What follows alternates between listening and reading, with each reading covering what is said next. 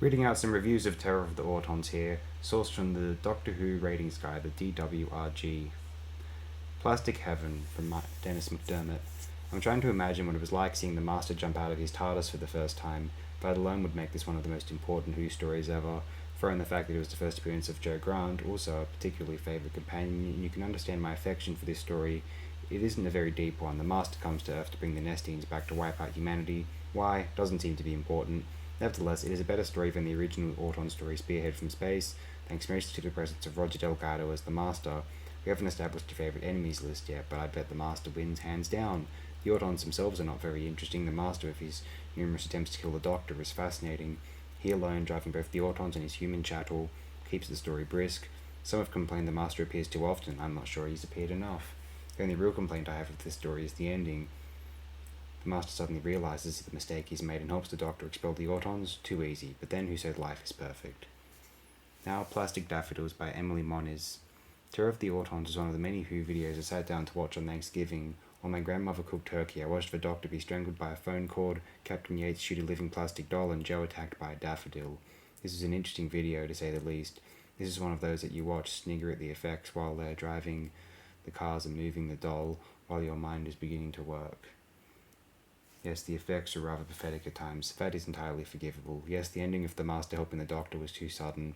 Yes, there was no real reason for the Master trying to take over the Earth with the Autons, aside from the fact that he probably gets a kick out of it sometimes. The sheer beauty of Terror of the Autons was the Master himself. The inflatable chair that killed one of the business associates in the beginning was great. The plastic doll had to be the ugliest thing I've ever seen. But the daffodils are positively beautiful. Think about what that could have done. It blows the mind. Also, the Master trying to kill the Doctor towards the end was a fine piece of acting. I personally liked the line, "You are a Time Lord. You are supposed to die with dignity."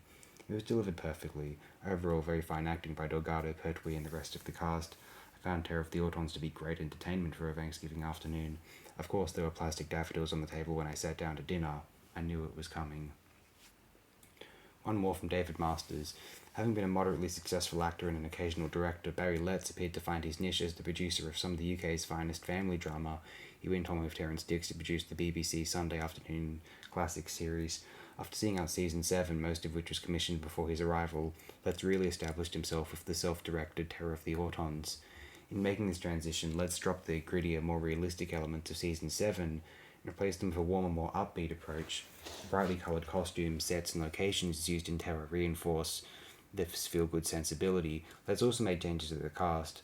Out went the occasionally austere Liz Shaw, and in comes the effervescent Joe Grant, effortlessly portrayed by Katie Manning. Delgado's Master was another instant success, although he would later be a little overplayed. Also new if this story was Richard Franklin's Mike Yates, a pleasant if unprepossessing character.